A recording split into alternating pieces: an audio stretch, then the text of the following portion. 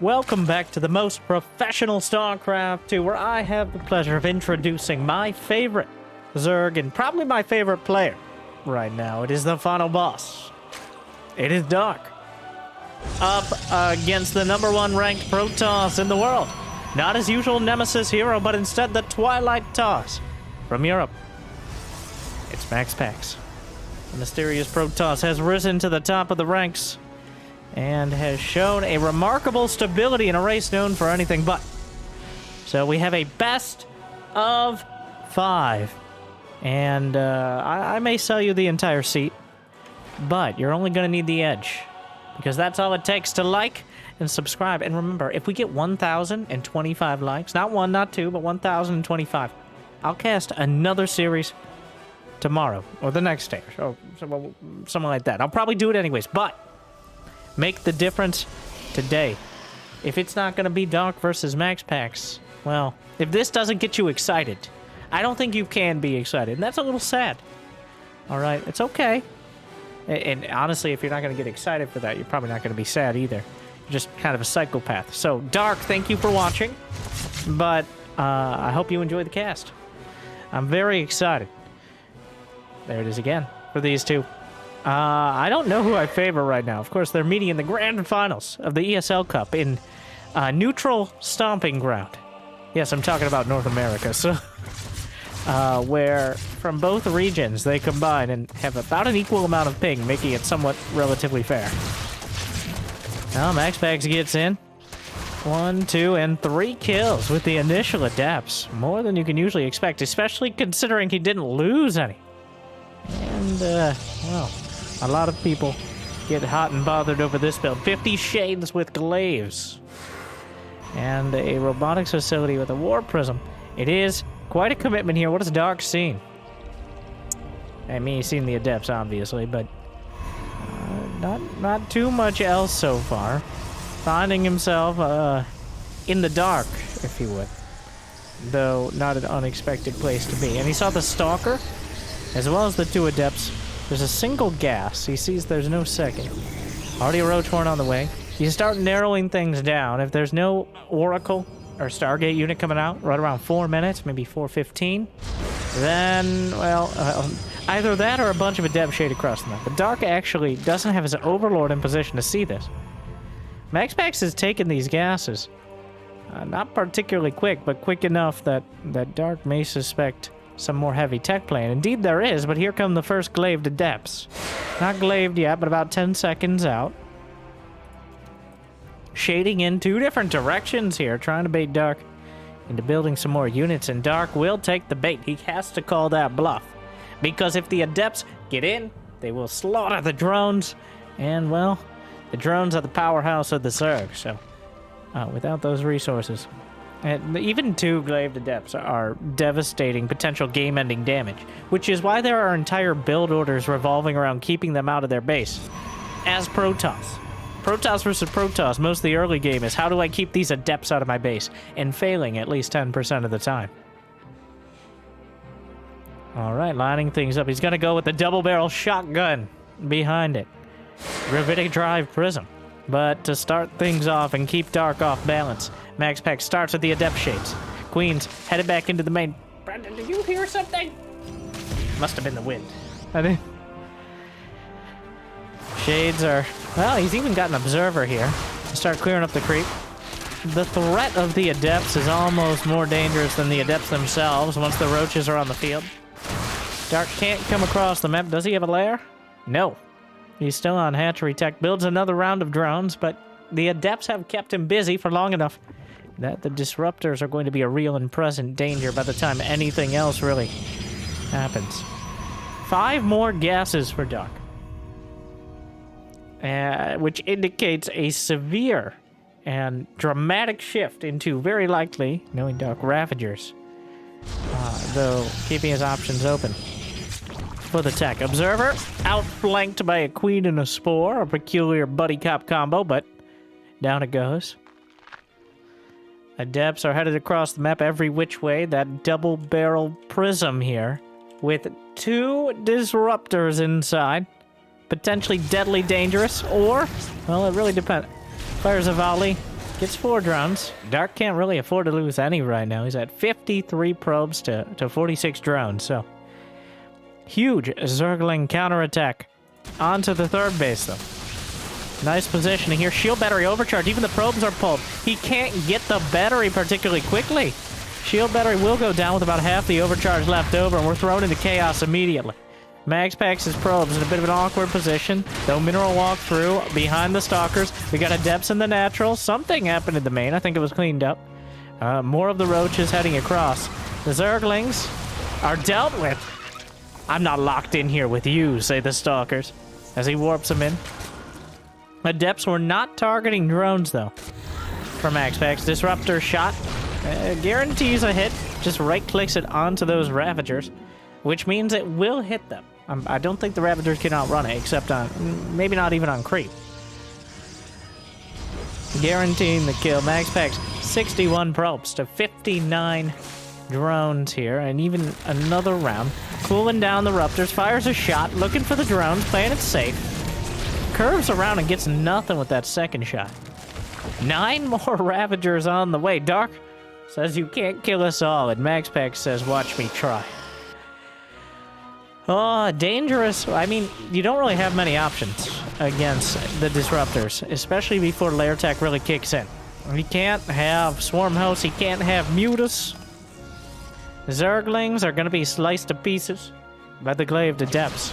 So Ravager Ling is your option to deal with the Disruptor-based compositions, which Dark has used to great success before. It just feels like MaxPax is not taking the damage, really at all, that needs to be taken in order for Dark to make this work. Another round of Stalkers is worked in, but beautiful positioning.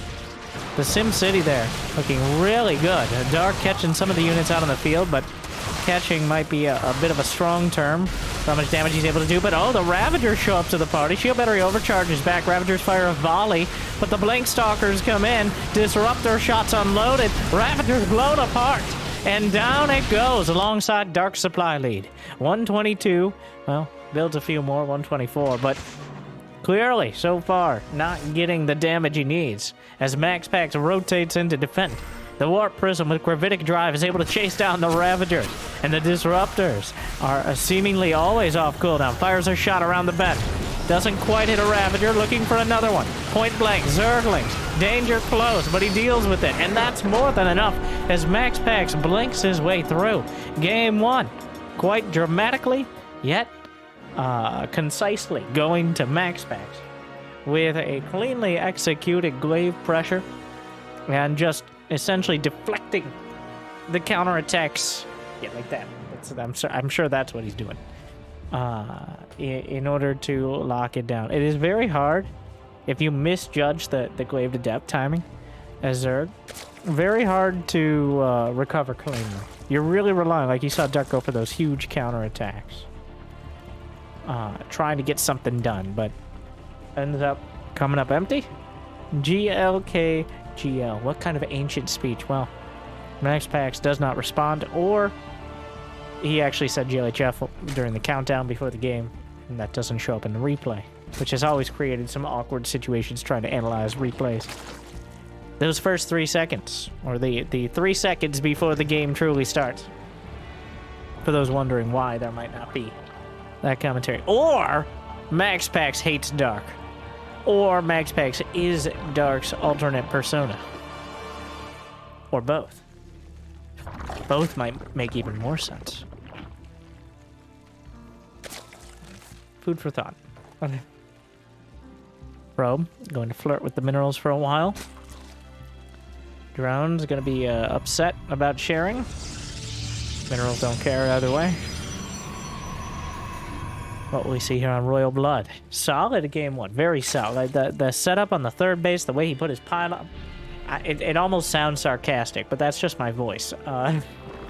The way he set up his pylons, the shield battery, the preempting the most dangerous part of the game, which is the counterattacks before you're able to get a critical mass of gateway units. MaxPax locked it down and knocked him out in a way Dark is usually subject to. But the hardest part of Protoss in general, whether you're rank 1 as MaxPax, or Hero, or, you know, I assume there are other Protoss out there, is playing more than a best of 1. On the ladder, on a barcode, sure, you can pull your surprise every single time, and that's much of the reason people hate Protoss.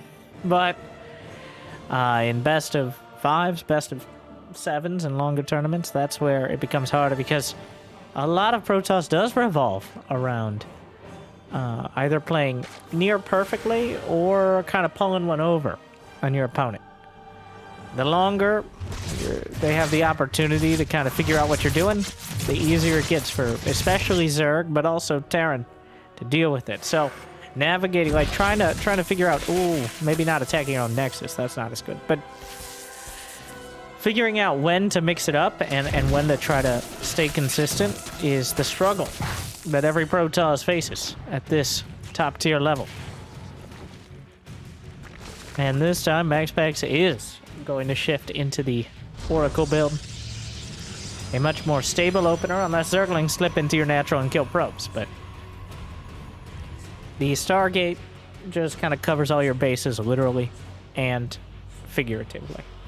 The Oracle can continually scout.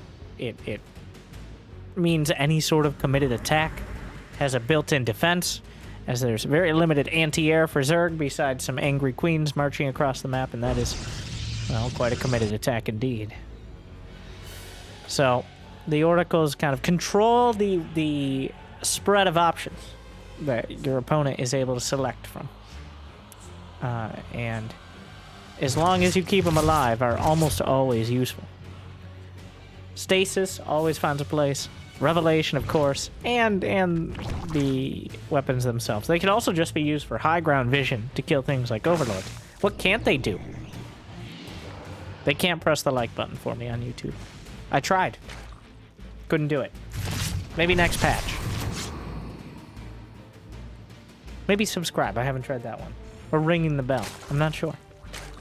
Well, Lair is on the way much quicker this time, which usually indicates, well, one, he knows it's a Stargate. Dark knows it's a Stargate, obviously. Very obvious. He's building 3 more gases. He's getting a Roach Warren. He's getting Queens. This doesn't really rule anything out besides a hatch tech all-in. But I gotta consult my network admin.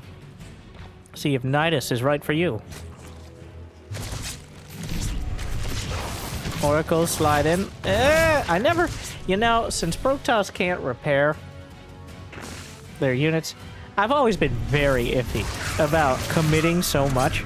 Because the Oracles, they have 100 HP and 60 shields. Not every unit is half and half. In fact, many units have like 50% less shields. Or some weird number. It's kind of arbitrary. Like, Adepts have... I totally know the number. I don't need to look it up, but I'm just going to look it up to be sure. 70-70. Stalkers are 80-80. But Immortals are 200 HP and 100 shields. What was I saying? Anyways, the fact is, you can't repair those Oracles. So when you lose all that HP, it's going to make it that much harder to fight the next time. But 12 drones down, you know what? I take it back. And he was trading the Adepts. Oh, Winter. I can't believe you missed this. You know, this forces Dark even further down the path that the Queens are already... Brenda! What happened to our drones? They said they'd be okay. They lied. Susan, they lied to us. Oh my god, Dark. Dark, I love it. He's doing the creep thingy with the Queens. Oh my god.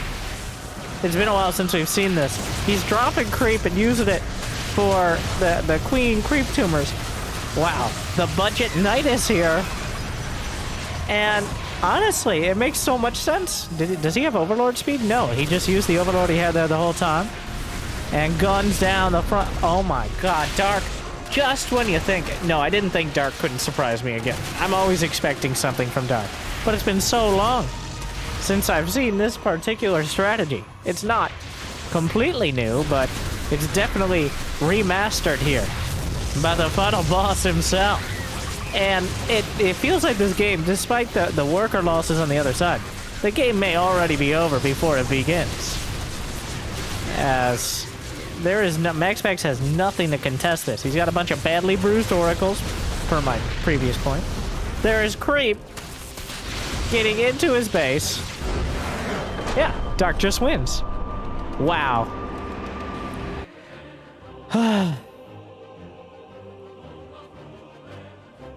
Beautiful. Right, that was one of my favorite cheeses. It's so simple. Like, there's not too much to it. You get lair, you drop the creep, lets the queens be a bigger part of the push without having to go for the Nidus. Honestly, I think the fact that MaxPax scouted all that stuff. MaxPax scouted the lair, he scouted the queens, he scouted all the gas. That screams Nidus. It's like a baby on an airplane. Okay? You can't help, like, Nidus! But Dark circumvented. He subverted expectations, and it is much quicker to get across the map that way, obviously. You don't have to build the Nidus, you don't have to use the Nidus one. It has a similar effect. I don't think it'll work twice, but beautiful execution in every sense of the word. Dark comes in again. Honestly, though, I feel like I'm not giving. No, that one was more original. MaxPax had great, solid play. Yeah, he's doing it. That's a drone, by the way. Let me finish my point. MaxPax had great, solid play, but it's like a great performance. You've heard the song, like you've heard Ode to Jewel. Okay. You've heard Ode to Glaves. MaxPax did it, and he did it really well. But Dark essentially did like a cover of like the Disturbed cover of Sound of Silence. Right? It's different. It's disturbed. Mostly that. Hello, darkness, my old friend. You know, I'm more clever than I even realize when I start these sentences. We'll tie it all together. But before that, I have to talk about one more thing. Dark just slapped down a proxy, because of course he did. I talk about Protoss bringing another build to the table. Dark just pulls out a whole charcuterie board over here and says, which of my finely selected cheeses would you like? You pick up a cheese, and that's when you find his knife in your back. You pull out the knife. It was a fake knife.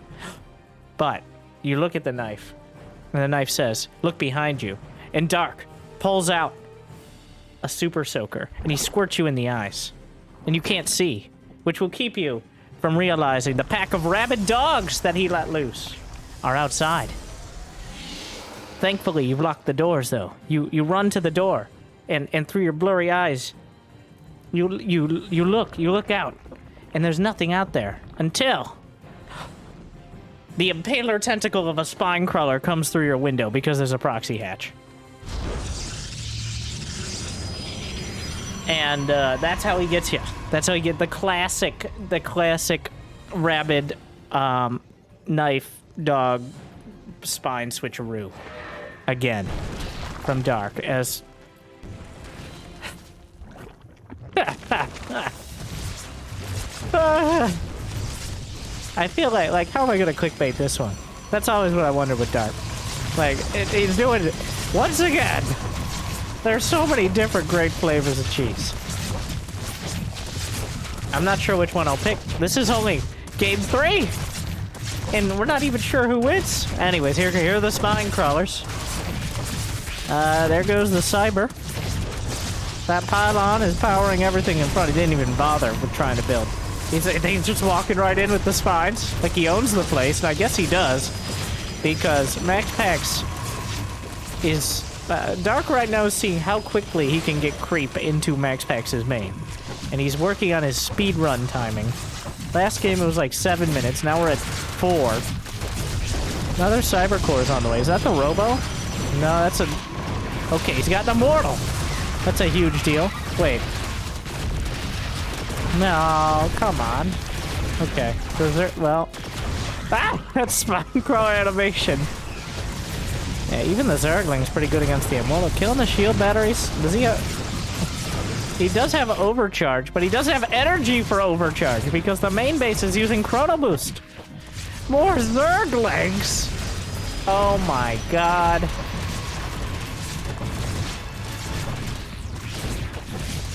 Oh, shield battery overcharged. Barely in time. The last possible second. Actually overlaps with the barrier there. Gonna try to bust down the spine crawlers. Dark trying to bust down the base right now, whereas MaxPax is nearly pinned back to his own main. It's essentially a cannon rush, except with so much extra flavor. It's like if a cannon rush ran away from home and started an alt-rock band. And came back and also was a serial killer. No, we're not doing this again. We're not doing this again. We already did this bit. Okay, it's gonna be a bite by the end. It's enough. Dark is... The queen actually can... The queen is not armored, despite her looks. So the immortal does kind of mediocre damage against it. There's a war prism. Spine crawler. Great prism micro so far, keeping things intact. But the spine crawler is busted down. The Nexus itself is under attack. He can't replace it. There's creep. Down goes the Nexus! Of all things! He's trying to out-DPS the batteries! Only one at a time! It's too much! The immortal dies! There were Zerglings in the back. How does he do it?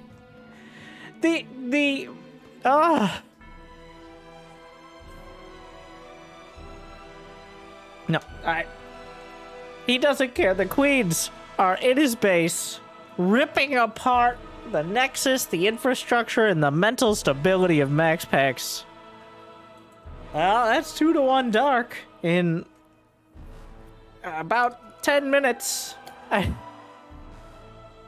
Oh my god. I wasn't sure. I mean, MaxPax versus Dark, I knew it was going to be good. I didn't know what to expect. Well, it's not very... These games are not very close. MaxPax, he kind of put up a defense there, but so far, more one-sided than a Mobius strip. As, well, let's see. Going into Game 4, Dark has taken 2. MaxPax had such a solid... Well, here's the thing. Dark died to a solid macro build in Game 1. He's like, that's enough of that. I've had enough. No more! And at the time it took for that game to end, he's finished off 2. Which is just classic Dark. MaxPax is the only Protoss that Dark respects right now. Okay. Hero won't even put a pylon in his wall. He'll get the Zerglings in. But MaxPax, his macro is so solid, Dark has to pull out his spiciest cheeses. And I'm loving it. I hope you guys are as well. We're going home early today. That's a joke because, of course, we're always at home. Where else would I be casting StarCraft from? Okay. Work from home job. MaxPax agrees. Wholeheartedly.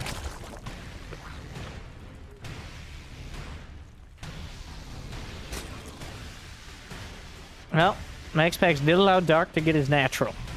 And having that naturally makes things feel a little bit better early on. As the creep is much closer. The drones are not vulnerable transferring. The queens are less likely to be out of position. We learned a long time ago, apparently, many years, even in Wings of Liberty, that you should probably do whatever you can to delay.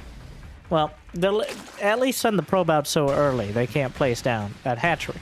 Because, you know, building regulations and all that when the probe is blocking. So, but this time Dark does get a hold of it. Which I have to assume was mostly intentional for MaxPax, so he might not scout it. But what's it going to be? It is Babylon, which has a ramp up to the natural, which is a big part of being able to defend against early all-ins. Just the lacking vision. The general choke point makes it a lot easier to deal with things like, yeah, say Queen Ravager timings, if we ended up seeing something like that. Just hypothetically, you know.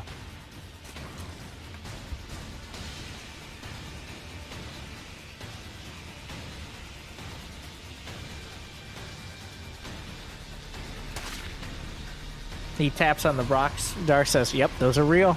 Those are rocks. Has a taste.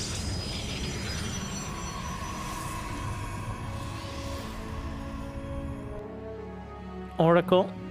Chrono boosted for MaxPax.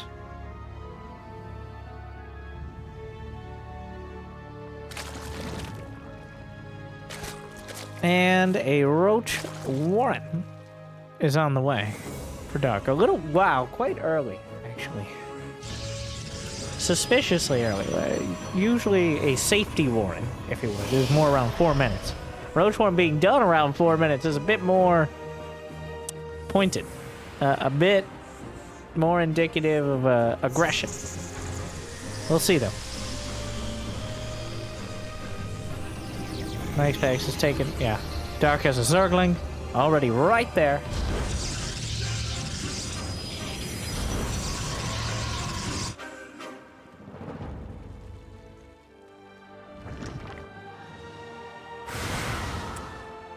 Adepts shading through. Couple Oracles headed out. Roach is already on the way to deal with the first round of Adepts. These are non-glaved Adepts, just good old-fashioned, out-of-the-box stock Adepts. Still pretty good at killing drones, for sure, if they get there. 39 drones is the count. Though MaxPax looking to... Oh, he suspected Dark Templar. Based on the Spore Crawler timings, he actually suspected DTs? Huh? Well... Yeah, I wasn't sure, but I think a pretty big misread. Because otherwise there's no reason to delay the spores that much and put a spore at the front. No, almost certainly. The expectation was Dark Templar here. But no, it's Oracles. So MaxPax did hold on to them until he had two, so... Alright, Oracles. Gonna burn through the counterattacking Roaches and Lings, now knowing that there's not much on the ground. Especially when the Adepts are on the other side. Oracles... just killing all the Lings here, so not going particularly great for Dark. There's a Void Ray on the way. Remember those? It's been a while. I actually can't remember the last time I saw a Void Ray in a promo, ever since we smacked him with the Nerf bat again. Not that long ago. Well, yeah, Void Ray here, just some basic anti-air capability. Well, anti-ground capability that isn't energy dependent. Not bad when your opponent only has Lings and Roaches. Though quite expensive, which is why we rarely see it. Oracles usually do about the same thing for much better cost. In fact, Void Rays have less DPS than Oracles when they're activated by a pretty large margin. More Void Rays. Okay.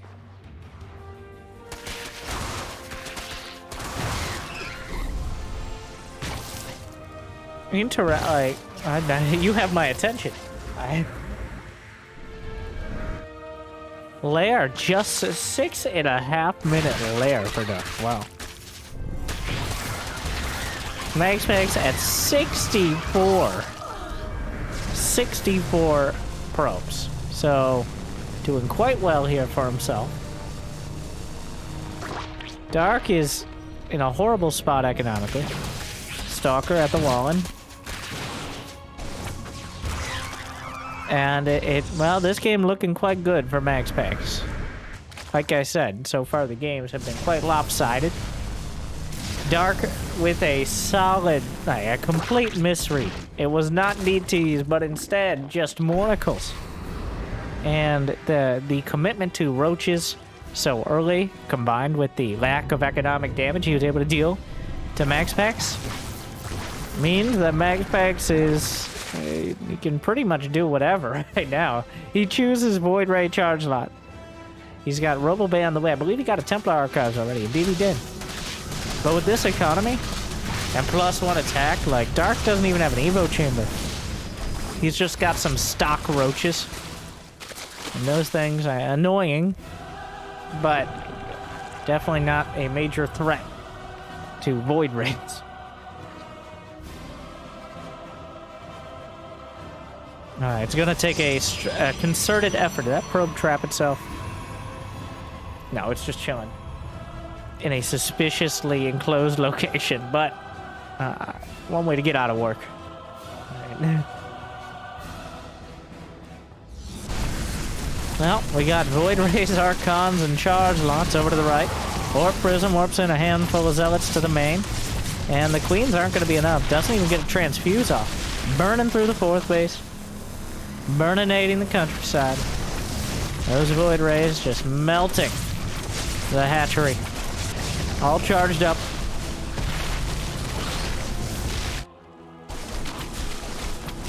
Roach Speed is about to finish. Didn't even realize it wasn't done. I'm sure Dark did. But MaxPax denying more base. Another warp in the main. And even before the Queens are able to take out the Prism, down goes Dark. Bringing us to Game 5, which I have no idea. This is one of the least... I have no confidence. Nothing more than a coin flip in Game 5 here. Both players have taken convincing, overwhelming victories against their opponent, who has just simply not been ready almost at all for what they're bringing to the table. So, here we go. An appropriate and dramatic conclusion to this ESL Cup Finals. Put your likes and subscribes together for the final boss. It is Dark in the top left with MaxPax, the Twilight Toss, showing us he can play that full spread. You must.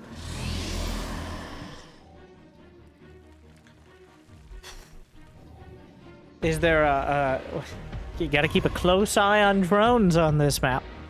Dark. Okay. He already played his proxy hatch card. So, honestly, I feel like Dark misreading that last game. That wasn't MaxPax doing some sort of crazy build. All he did was hide till the second Oracle. And honestly, that little detail might have been enough. As Dark kind of outplayed himself a bit. I'm not sure. So there's a chance MaxPax actually built Warp Gate. And why is that weird? Why is that potentially crazy? I'd have to go back and check. But for most Stargate builds, you will skip Warp Gate, and usually the Cybercore is in vision range of an Overlord. So the Overlord will spot that Warp Gate doesn't start when the Cybercore does. They're like, you're going Stargate. But now I don't. Once again, I don't know if MaxPax did this, but it's such a weird mind game. And there's an animation for those who don't know on the Cybercore. It kind of like every building when it's working has an animation. Some are harder to see than others. But the Cybercore kind of freaks out, twitches around, lights up a bit when Warp Gates happen. I'll just show you in a moment. But players have started Warp Gate and then canceled it to get a Stargate after a second. Or just gotten it and gotten a Stargate slightly later. Yeah, there you go. Oh, wait. Is this a skin? No, there you go. All lighting up. You gotta have those RGBs. Protoss all about that. That's how you know it's working. Whereas the Zerg buildings just have a little mini seizure. That's how you know. Well, so he does get the Warp Gate. But this time it is a Twilight. And I think that's what could have contributed. That's one scenario that could have contributed to the misread, is if you think they're not going Stargate because of that, then you're expecting a Twilight. In this game, if that was the case, well, you're definitely expecting a Twilight. Did he see the Twilight? Not quite. Didn't want to commit. There's no pillar here for the Overlord to hide on. Just a bunch of empty space he can hang out in. Just, no. Oh, well, one way to scout the Twilight is to just go into the main base and see the Twilight as well. If you would. He's pulling the probes away. He does want the scout. Oh, Dark. He's got the Adepts to deal with on the other side. Microing. Would you just go scout already? Okay, thank you. He sees the Twilight. But there is no commitment to anything else. Glaive start. Probes are still chasing. He has speedlings in the base, which is up there with one of the most annoying things. Slightly below stepping on a Lego. That'd be a Widow Mine just existing. But the Adepts recall out, I guess, slightly out of vision. And he gets him home. Stalker at the wall. Fills it in with the gateway as well. MaxPax now. He is going for that same build. He's trying to bookend this series. Same build as game one. Similar. Glaive Adepts and a robotics facility on the way. Dark is going to have roaches and 3 bases to respond. Now, it's going to come down to execution. Game 1, MaxPax clearly able to get the advantage over Dark. And just kind of carry it through to victory. Will history repeat itself? Dark forced to make some amount of units. He has to respond to the Adepts. MaxPax cancels the shade, even though it looked kind of clear, as the threat of those Adepts is potentially more important than the actual damage they can do. Zerglings on the way. A Spore Crawler just in case. In case of DTs, of course. Warp Prism is heading across the map.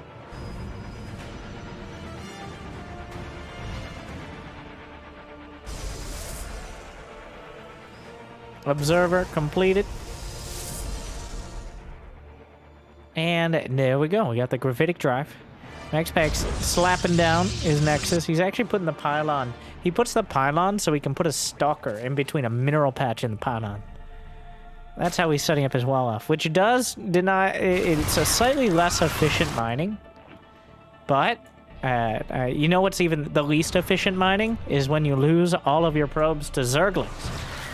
That's probably the least efficient overall, so... in my opinion.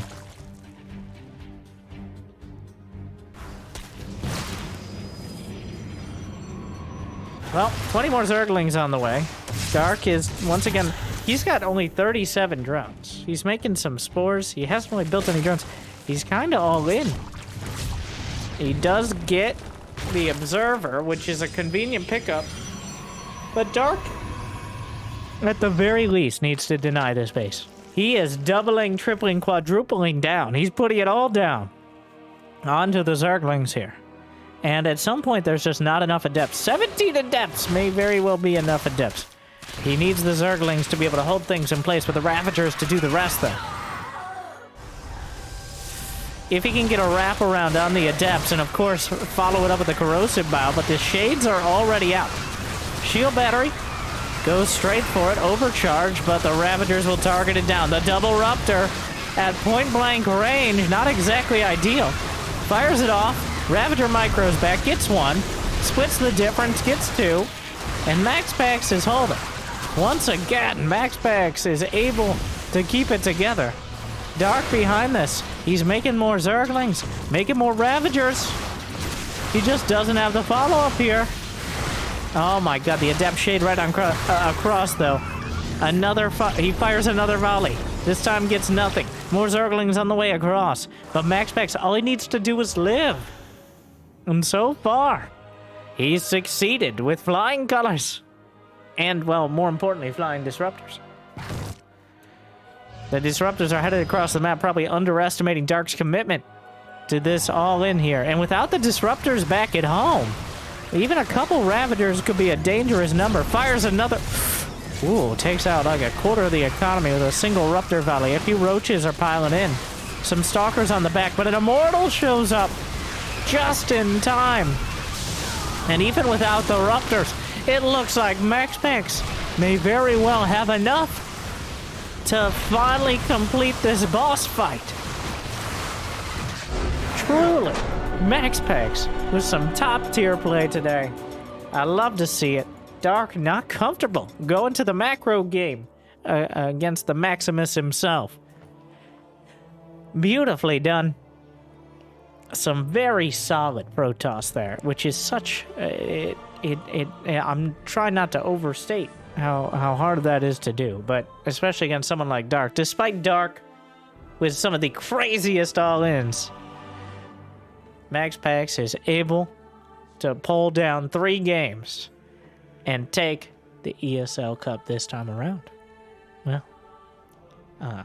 I thoroughly enjoyed that. I hope you did as well. I hope I made your day a little bit better. What are we going for, Jimmy? 1,025? All right, so what you got to do, you take the current year, 2023, subtract 1,000. You add a number. And, you know, okay, we'll stop. I'm sure you'll figure out the rest. The numbers don't lie, and they spell disaster for you. Good luck, have fun. I'll see you next time. Stay chill. So was so dope. Oh my god.